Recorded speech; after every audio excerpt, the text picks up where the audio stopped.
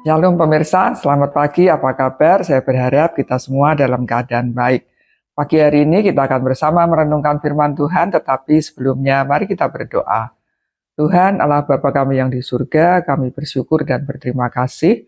Pagi hari ini kami akan bersama merenungkan firman-Mu, biarlah Tuhan yang memimpin dan menolong kami. Di dalam nama Tuhan Yesus kami panjatkan doa ini. Amin. Bapak Ibu, saya akan membacakan bagian firman Tuhan dari Yesaya pasal 53 ayat 1-12, tapi akan saya baca beberapa ayat saja, ayat 4-6, kemudian ayat 11.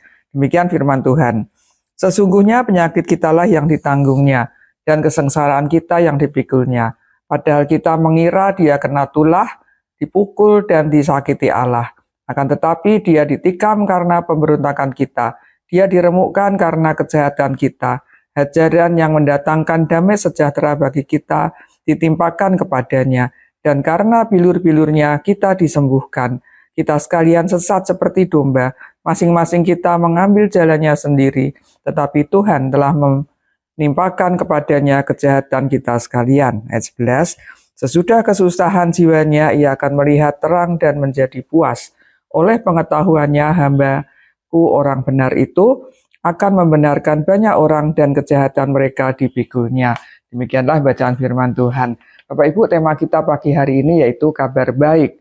Bapak Ibu, kabar baik biasanya sesuatu yang menggembirakan, yang menyenangkan begitu ya. Misalnya ada kelahiran seorang anak, kemudian dapat hadiah atau dari sakit menjadi sembuh.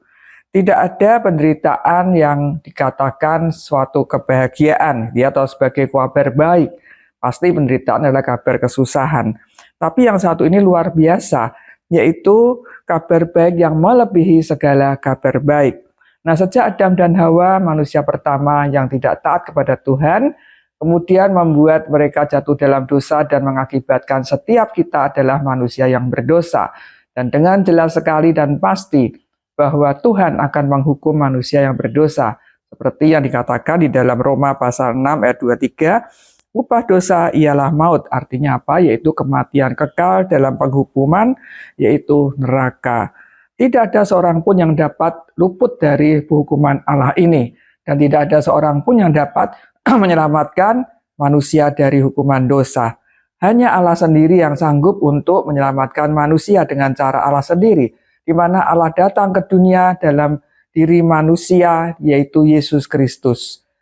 Karena manusia yang akan diselamatkan, maka Allah datang menjadi manusia. Nah, di dalam Yesaya 53 ayat 1-12 dinubuatkan bagaimana penderitaan yang luar biasa harus ditanggung oleh Yesus sebagai manusia. Ayat 4-6 dicatat demikian. Penyakit kitalah yang ditanggungnya, kesengsaraan kita dipikulnya, dia ditikam karena pemberontakan kita, dia diremukkan karena kejahatan kita ditimpakannya kepada dia. Bapak Ibu Saudara-saudari, seharusnya kitalah manusia yang berdosa ini yang menanggung semua penderitaan, kesengsaraan, aniaya, ditikam, bahkan harus mati di atas kayu salib. Tetapi karena kasih Allah yang begitu besar, Allah mau menyelamatkan manusia. Seperti yang dikatakan di dalam Yohanes 3 ayat 16. Karena begitu besar kasih Allah akan dunia ini, sehingga ia telah mengaruniakan anaknya yang tunggal, supaya setiap orang yang percaya kepadanya tidak binasa, melainkan beroleh hidup yang kekal. Hanya dengan cara percaya dan menerima Tuhan Yesus sebagai Tuhan dan Juru Selamat, maka dosa kita manusia akan diampuni dan boleh mendapatkan kehidupan yang kekal dan tidak turut dihukum. Janji Tuhan dalam Yohanes 5 ayat 24 demikian. Aku berkata kepadamu, sesungguhnya barang siapa mendengar perkataanku dan percaya kepada Dia yang mengutus aku, ia mempunyai hidup yang kekal dan tidak turut dihukum, sebab ia sudah pindah dari dalam maut ke dalam hidup. Inilah kabar baik buat kita manusia. Ada anugerah yang Tuhan sediakan, yang Tuhan berikan kepada manusia yang berdosa, yang mau percaya kepada Dia. Bagaimana Bapak Ibu sekalian yang mendengarkan renungan di pagi hari ini, apakah sudah membuka hati, sudah mengundang Tuhan Yesus untuk menjadi Tuhan dan Juru Selamat pribadinya? Kalau belum, selagi masih ada kesempatan, mari buka hati, jangan mengeraskan untuk menerima tawaran akan keselamatan yang Tuhan berikan.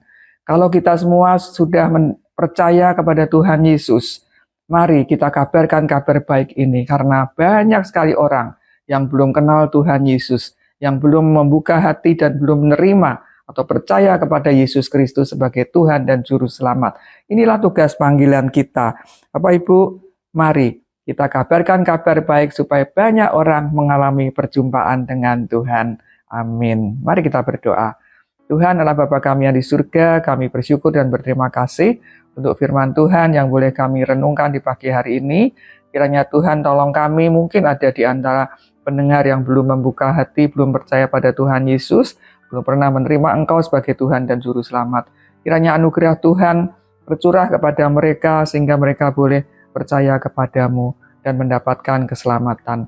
Bagi kami yang sudah percaya pada Tuhan Yesus, tolong kami, mampukan kami untuk menceritakan kabar baik ini, supaya semakin banyak jiwa-jiwa yang dimenangkan untuk Tuhan.